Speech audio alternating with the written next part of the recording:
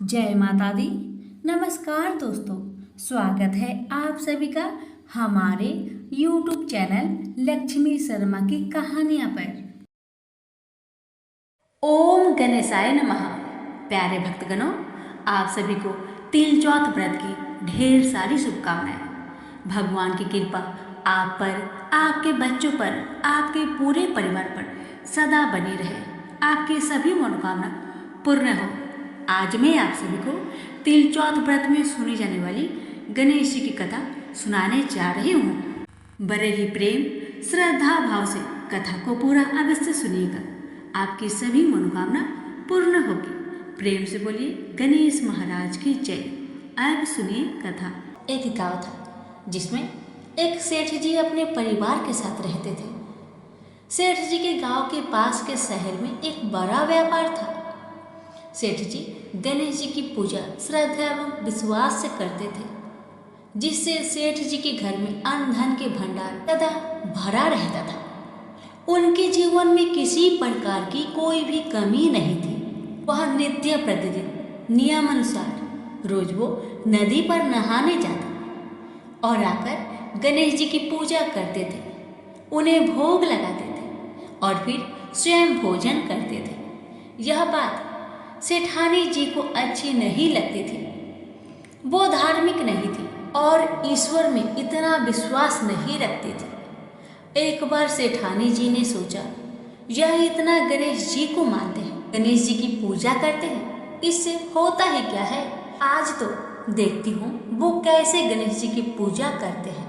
बस सेठानी दिमाग लगाकर अगले दिन जब सेठ जी नदी पर नहाने गए तो सेठानी जी ने गणेश जी की मूर्ति को उठाकर मूर्ति को कपड़े से ढककर बगीचे में जमीन में दबा दिया। जब सेठ जी नदी से नहा कर आए तो घर में देखते हैं कि गणेश जी की मूर्ति तो है नहीं। वह सेठानी से पूछते हैं, मेरी गणेश जी की मूर्ति मंदिर में क्यों नहीं है, कहाँ गया? तो सेठानी जी बोलती है, मुझे नहीं मालूम। सेठ जी गणेश जी को बहुत ढूंढते हैं पर उनकी मूर्ति घर में नहीं मिली। उस दिन सेठ जी गणेश जी का पूजा नहीं कर पाए और ना ही उनको भोग लगा पाए। इसके लिए सेठ जी ने अन्न जल का त्याग कर दिया और गणेश जी से प्रार्थना करने लगे, हे प्रभु, लगता है आप मुझसे रुष्ट हो गए हैं और कहीं चले गए हैं। आप अपनी कृपा दृष्टि मुझ पर बरसाइए। हे प्रभु, मुझे दर्शन दीजिए। सेठ जी ने मन ही मन प्रतिज्ञा किया कि जब तक मुझे मेरे गणेश जी नहीं मिल जाते, मुझे दर्शन नहीं देते, मैं तब तक अन्न जल का त्याग करता हूँ। उस दिन पूरा दिन निकल गया। रात्रि में सेठ जी की भक्ति से प्रसन्न होकर गणेश जी भगवान ने सपने में गणेश जी भगवान एक छोटे से चूहे के साथ खेल रहे थे और चूहे को खाने को लड्डू दे रहे थे। चूहा लड्डू लेकर बगीचे में जाता है और जमीन को खोदता है और लड्डू वहीं डाल देता है। अचानक सेठ जी की नींद खुल जाती है। सेठ जी बगीचे में जाते हैं और वहीं खोदने लगते हैं जहाँ पर उन्होंने चूहे को सपने में लड्डू दबाते हुए देखा था। ठीक वहीं पर खोदते हैं। गणेश जी की कृपा से, उनके आशीर्वाद से वहीं पर गणेश जी की मूर्ति कपड़े में लिपटा हुआ मिट्टी के अंदर छुपा हुआ था। सेठ जी ने गणेश जी की मूर्ति को प्रणाम करके उन्हें लेकर घर आया और अच्छे से साफ सफाई करके उनकी पूजा की, उन्हें भोग लगाया। देखकर सेठानी ने पूछा, आपको गणेश जी कहाँ मिले? सेठ जी सेठानी जी से सपने की सारी कहानी बताते हैं। वह बात जानकर सेठानी जी को बड़ा आश्चर्य हुआ। सेठानी को मन ही मन श्रद्धा एवं विश्वास से गणेश जी भगवान की भक्त बन जाती है और सेठ जी से कहती है कि मुझसे बड़ा भारी अपराध हो गया है। अब हम दोनों पति पत्नी प्रेम सहित गणेश जी भगवान की आराधना करेंगे एवं उनकी पूजा में कोई भी कमी नहीं आने देंगे।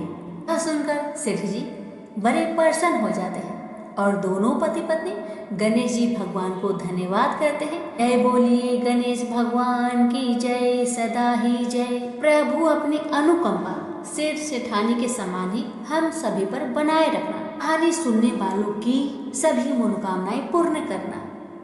श्री गणेश कथा के अनुसार एक बार देवता कई विपदाओं में घिरे थे। तब वह मदद मांगने भगवान शिव के पास गए। उस समय शिव के साथ कार्तिकेय तथा गणेश जी बैठे थे। देवताओं की बात सुनकर शिव जी ने कार्तिकेय व गणेश जी से पूछा कि तुम में से कौन देवताओं के कष्टों का निवारण कर सकता है। तब कार्तिकेय व गणेश जी दोनों ही स्वयं को इस कार्य के लिए सक्षम बताए। इस पर भगवान शिव ने दोनों की परीक्षा लेते हुए कहा कि तुम दोनों में से जो सबसे पहले पृथ्वी की परिक्रमा करके सबसे पहले हमारे पास आएगा वही देवताओं की मदद करने जाएगा। भगवान शिव के मुख से यह वचन सुनते ही कार्तिकेय जी अपने वाहन मोर पर बैठकर पृथ्वी की परिक्रमा के लिए निकल गए, परंतु गणेश जी सोच में पड़ गए कि वह चूहे के ऊपर चढ़कर सारी पृथ्वी की परिक्रमा करेंगे तो इस कार्य में उन्हें बहुत समय लग जाएगा। तभी उन्हें एक उपाय सूझा। गणेश जी अपने स्थान से उठे और अपने माता पिता के साथ पर परिक्रमा करके वापस बैठ गए। परिक्रमा करके लौटने पर कार्तिकेय स्वयं को विजेता बताने लगे। तब शिव जी ने श्री गणेश जी से पृथ्वी की परिक्रमा ना करने का कारण पूछा। तब गणेश जी ने कहा, माता पिता के चरणों में ही समस्त लोक बसा है। यह सुनकर भगवान शिव ने गणेश जी को देवताओं के संकट दूर करने की आज्ञा दी। इस प्रकार भगवान शिव ने गणेश जी को आशीर्वाद दिया कि चतुर्थी के दिन जो तुम्हारा पूजन करेगा और रात्रि में चंद्रमा को अर्घ्य देगा उसके तीनों पाप यानी दैहिकता, दैविकता तथा भौतिकता दूर होंगे। इस व्रत को करने से व्रतधारी के सभी तरह के दुख दूर होंगे और उसे जीवन की भौतिक सुखों की प्राप्ति होगी। चारों तरफ से मनुष्य की सुख समृद्धि बढ़ेगी, पुत्र पौत्र आदि धन ऐश्वर्य की कमी नहीं रहेगी। प्रेम से बोलिए गणेश भगवान की जय, कार्तिकेय जी की जय, उमापति शंकर भगवान की जय। एक बार की बात है कि भगवान गणेश एक बार छोटे बालक का रूप धरकर पृथ्वी पर गए और वहां उन्होंने सोचा कि मैं लोगों का परीक्षा लूंगा, इस धरती पर कुछ धर्म कर्म है भी या नहीं। भगवान गणेश अपने दोनों हाथों में एक एक छोटी चम्मच पकड़कर एक चम्मच में चावल और एक चम्मच में दूध लेकर गांव के सभी घरों में बारी बारी जाकर एक ही बात कह रहे थे कि कोई मेरे लिए खीर बना दो, कि कोई मेरे लिए खीर बना दो। लोग उसकी बात सुनकर उनका मजाक उड़ाते थे। सब गांव वाले उनसे कहते कि ए बुद्धू बालक, क्या कभी एक चम्मच चावल और एक चम्मच दूध से खीर बना है जो तुम घर घर घूमकर चिल्ला रहे हो कि मेरे लिए कोई खीर बना दो, कि मेरे लिए कोई खीर बना दो। ऐसा कह कहकर गांव वाले भेष रूपी गणेश जी का मजाक उड़ा रहे थे। भगवान गणेश गांव वालों की बातें सुनकर आगे बढ़ जाते हैं। ऐसे ही वह पूरे गांव में चलते चलते बालक आखिर में एक बुढ़िया माई के पास पूछते हैं। वहां बहुत से बच्चे खेल रहे होते हैं और बुढ़िया माई बैठी बैठी बच्चों के खेल को देख रही होती है। गणेश जी महाराज ने वहां जाकर कहा, बुढ़िया माई, ये चावल और दूध से मेरे लिए खीर बना दोगी क्या? छोटे से बालक की बातें सुनकर बुढ़िया माई ने हंसकर मजाक करते हुए कहा, बेटा खीर तो मैं बना दूंगी, लेकिन मुझे भी खीर देना होगा। भेष रूपी गणेश जी ने कहा, जरूर अम्मा, आपको मैं जरूर दूंगा, सब बच्चों को भी दूंगा। तुम चिंता मत करो बूढ़ी अम्मा, बस अपने घर में जाओ और जो सबसे बड़ा बर्तन हो उसे बाहर लेकर आओ। बूढ़ी माई ने बच्चे की कहे अनुसार घर के सबसे बड़े बर्तन को लेकर बाहर आए। घर के बने गणेश जी ने कहा, माँ इतनी छोटी सी भिगोनी सी क्या होगा, कोई इससे भी बड़ा बर्तन लाओ, उसमें खीर बनाना। बुढ़िया माई फिर से एक बहुत बड़ा बर्तन लेकर आई, उसमें दूध और चावल डलवा दिए और चूल्हे पर खीर बनाने के लिए रख दिया गया। जब खीर में उबाल आने लगा तो बुढ़िया माई ने थोड़ी सी खीर प्याले में निकाल ली, थोड़ी सी ठंडी करके गणेश जी का नाम लेकर भोग लगा चखने लगी। खीर तो अति स्वादिष्ट बनी थी। बुढ़िया माई ने बालक से कहा, ले बेटा, खीर बन गई है, अब तुम खा लो। उसके बेटे ने कहा, माँ, खीर से तो मेरा पेट भर गया, अब आप खाओ और इन सब बच्चों को खिला दो। बुढ़िया माई ने कहा, बेटा, तूने खीर तो नहीं खाई, फिर पेट कैसे भर गया? बालक ने कहा, आपने मेरा प्रेम से नाम लेकर दरवाजे के पीछे खड़े होकर खीर खाई थी, उससे मेरा पेट भर गया। बुढ़िया माई समझ गई कि यह बालक तो भगवान गणेश का ही रूप है। वह खीर सभी बच्चों को खिला दी जो वहाँ खेल रहे थे, उन्हें भी खिलाई, तो भी बर्तन भरा हुआ था। अब गांव के सभी लोगों को बुला बुलाकर बुढ़िया माई ने खीर खिलाई तो सभी सोच में पड़ गए कि इस गरीब बुढ़िया के पास इतनी सारी खीर कहाँ से आई। अंत में बुढ़िया माई को गणेश जी ने आशीर्वाद दिया कि और जो खीर बच गई है उससे तुम घर में पीछे खाना खोदकर गाड़ो। फिर कुछ दिन बाद वो खीर सोना बन गई। बुढ़िया माई अब तो आनंद और ठाट बाट से रहने लगी। गणेश जी की कृपा से बुढ़िया की सारी दुख तकलीफ समाप्त हो गई। प्रेम से बोलिए, गणेश महाराज की जय। एक बार गणेश जी महाराज एक सेठ जी के खेत में से जा रहे थे तो उन्होंने 12 दाने अनाज के तोड़ लिए। फिर गणेश जी के मन में पछतावा हुआ कि मैंने तो सेठ जी के यहाँ चोरी कर ली। तो गणेश जी सेठ जी के 12 साल की नौकरी करने लग गए।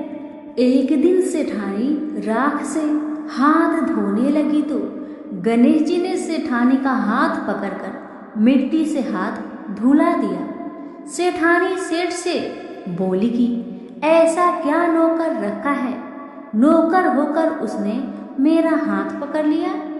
सेठ जी ने गणेश को बुलाकर पूछा कि तुमने सेठानी का हाथ क्यों पकड़ा? तो गणेश जी ने बोला कि मैंने तो एक सीख की बात बताई है। राख से हाथ धोने से घर की लक्ष्मी नाराज होकर घर से चली जाती है और मिट्टी से हाथ धोने से आती है। सेठ जी ने सोचा कि गणेश है तो सच्चा। थोड़े दिनों बाद कुंभ का मेला आया। सेठ जी ने कहा, गणेश, सेठानी को कुंभ के मेले में स्नान करा के ले आओ। सेठानी किनारे पर बैठकर नहा रही थी तो गणेश जी उनका हाथ पकड़कर आगे डुबकी लगवा लाए। घर आकर सेठानी ने सेठ से कहा कि गणेश ने तो मेरी इज्जत ही नहीं रखी और इतने सारे आदमियों के बीच में मुझे घसीटकर आगे पानी में ले गए। तब सेठ जी ने गणेश जी को पूछा कि ऐसा क्यों किया? तो गणेश जी ने कहा कि सेठानी किनारे बैठकर गंदे पानी से नहा रही थी तो मैं आगे अच्छे पानी में डुबकी लगवाकर ले आया। इससे अगले जन्म में बहुत बड़े राजा और राजपाट मिलेगा। सेठ जी ने सोचा कि गणेश है तो सच्चा। एक दिन घर में पूजा पाठ हो रही थी, हवन हो रहा था। सेठ जी ने गणेश को कहा कि जाओ सेठानी को बुलाकर ले आओ। गणेश जी सेठानी को बुलाने गया तो सेठानी काली चुनरी ओढ़कर चलने लगी तो गणेश जी ने काली चुनरी फाड़ दी और कहा कि लाल चुनरी ओढ़ के चलो। सेठानी नाराज होकर सो गई। सेठ जी ने आकर पूछा, क्या बात है? तो सेठानी ने बोली कि गणेश ने मेरी चुनरी फाड़ दी। सेठ जी ने गणेश को बुलाकर बहुत डांटा और कहा, तुम बहुत बदमाशी करते हो। तो गणेश जी ने कहा, पूजा पाठ में काला वस्त्र नहीं पहनते हैं, इसलिए मैंने लाल वस्त्र के लिए कहा। काला वस्त्र पहनने से कोई भी शुभ काम सफल नहीं होता है। फिर सेठानी ने सोचा कि गणेश है तो समझदार। एक दिन सेठ जी पूजा करने लगे तो पंडित जी ने बोला कि वो गणेश जी की मूर्ति लाना भूल गया, अब क्या करें? तो गणेश जी ने बोला कि मेरी कोई मूर्ति बनाकर विराजमान कर लो, आपके सारे काम सफल हो जाएंगे। यह बात सुनकर सेठ जी को भी बहुत गुस्सा आया और वो बोले कि तुम तो अब तक सेठानी से ही मजाक करते थे, मेरे से भी करने लग गए। तो गणेश जी ने कहा, मैं मजाक नहीं कर रहा हूँ, मैं सच बात कह रहा हूँ। इतने में ही गणेश ने गणेश जी का रूप धारण कर लिया और सेठ और सेठानी ने ही गणेश जी की पूजा की। पूजा खत्म होते ही गणेश जी अंतर ध्यान हो गए। सेठ सेठानी को बहुत धोखा हुआ और उन्होंने कहा कि हमारे पास तो गणेश जी रहते थे और हमने उनसे इतना काम करवाया। तो गणेश जी ने सपने में आकर सेठ जी को कहा कि आपके खेत से मैं 12 अनाज के दाने तोड़ लिया था, उसी का तो उतारने के लिए मैंने आपके यहाँ काम किया था। गणेश जी की कृपा से सेठ जी के करोड़ों की माया हो गई। हे गणेश जी महाराज, जैसे सेठ जी को दिया वैसा सबको देना, कहते को सुनते को और सारे परिवार को दे। प्रेम से बोलिए जय श्री गणेश। समय की बात है कि विष्णु भगवान का विवाह लक्ष्मी जी के साथ निश्चित हो गया। विवाह की तैयारी होने लगी। सभी देवताओं को निमंत्रण भेजे गए, परंतु गणेश जी को निमंत्रण नहीं दिया गया। कारण जो भी रहा हो, अब भगवान विष्णु की बारात जाने का समय आ गया। सभी देवता अपनी पत्नियों के साथ विवाह समारोह में आए। उन सब ने देखा कि गणेश जी कहीं दिखाई नहीं दे रहे हैं। तब वे आपस में चर्चा करने लगे कि क्या गणेश जी को नहीं न्योता गया है या स्वयं गणेश जी नहीं आए हैं। सभी को इस बात पर आश्चर्य होने लगा। तभी सबने विचार किया कि विष्णु भगवान से ही इसका कारण पूछा जाए। विष्णु भगवान से पूछने पर उन्होंने कहा कि हमने गणेश जी के पिता भोलेनाथ महादेव को न्योता भेजा है। यदि गणेश जी अपने पिता के साथ आना चाहते हैं तो आ जाए, अलग से न्योता देने की कोई आवश्यकता भी नहीं है। दूसरी बात यह है कि उनको 1.25 मन मूंग, 1.25 मन चावल, 1.25 मन घी और 1.25 मन लड्डू का भोजन दिन भर में चाहिए। यदि गणेश जी नहीं आएंगे तो कोई बात नहीं, दूसरे के घर जाकर इतना सारा खाना पीना अच्छा भी नहीं लगता। इतनी बढ़ता कर ही रहे थे कि किसी एक ने सुझाव दिया, यदि गणेश जी आ भी जाए तो उनको द्वारपाल बनाकर बैठा देंगे कि आप घर का ध्यान रखना। आप तो चूहे पर बैठकर धीरे धीरे चलोगे तो बारात से बहुत पीछे रह जाओगे। यह सुझाव भी सबको पसंद आ गया, तो विष्णु भगवान ने भी अपनी सहमति दे दी। होना क्या था, इतने में ही गणेश जी वहां आ पहुंचे और उन्हें समझा बुझाकर घर की रखवाली करने बैठा दिया गया। बारात चल दी। तब नारद जी ने देखा कि गणेश जी तो दरवाजे पर ही बैठे हुए हैं। तो वे गणेश जी के पास गए और रुकने का कारण पूछा। गणेश जी कहने लगे कि विष्णु भगवान ने मेरा बहुत अपमान किया है। नारद जी ने कहा कि आप अपनी मूषक सेना को आगे भेज दीजिए तो वह रास्ता खोद देगी, जिससे उनके वाहन धरती में धंस जाएगी। तब आपको सम्मान पूर्वक बुलाना ही पड़ेगा। अब तो गणेश जी ने अपनी मूषक सेना जल्दी से आगे भेज दी और सेना ने जमीन पोली कर दी। जब बारात वहां से निकली तो रथों के पहिए धरती में धंस गए। लाख कोशिश करे परंतु पहिए न निकले। सभी ने अपने अपने उपाय किए परंतु पहिए तो नहीं निकले, बल्कि जगह जगह से टूट गए। किसी की समझ में नहीं आ रहा था कि अब क्या किया जाए। तब तो नारद जी ने कहा, आप लोगों ने गणेश जी का अपमान करके अच्छा नहीं किया। यदि उन्हें मनाकर लाया जाए तो आपका कार्य सिद्ध हो सकता है और यह संकट टल सकता है। भगवान शंकर ने अपने दूत नंदी को भेजा और वे गणेश जी को लेकर आए। गणेश जी का आदर सम्मान के साथ पूजन किया। तब कहीं रथ के पहिए निकले। अब रथ के पहिए निकल तो गए परंतु वह टूट फूट गए थे। उन्हें सुधारेगा कौन? पास के खेत में खाती काम कर रहा था, उसे बुलाया गया। खाती अपना कार्य करने से पहले श्री गणेशाय नमः कहकर गणेश जी की वंदना मन ही मन करने लगा। देखते ही देखते खाती ने सभी पहियों को ठीक कर दिया। तब खाती कहने लगा कि देवताओं, आपने सर्वप्रथम गणेश जी को नहीं मनाया होगा और न ही उनका पूजन किया होगा, इसलिए तो आपके साथ यह संकट आया है। हम तो मूर्ख अज्ञानी हैं, फिर भी पहले गणेश जी को पूजते हैं, उनका ध्यान करते हैं। आप लोग तो देवतागण हैं, फिर भी आप गणेश जी को कैसे भूल गए? अब आप लोग भगवान श्री गणेश जी की जय बोलकर जाए तो आपके सब काम बन जाएंगे और कोई संकट भी नहीं आएगा। ऐसा कहते हुए बारात वहां से चल दी और विष्णु भगवान का लक्ष्मी जी के साथ विवाह संपन्न करा के सभी सकुशल घर लौट आए। हे गणेश जी महाराज, आपने विष्णु को जैसे कारज सरियो ऐसा कारज सबका सिद्ध कर जो। बोलो गजानन भगवान की जय।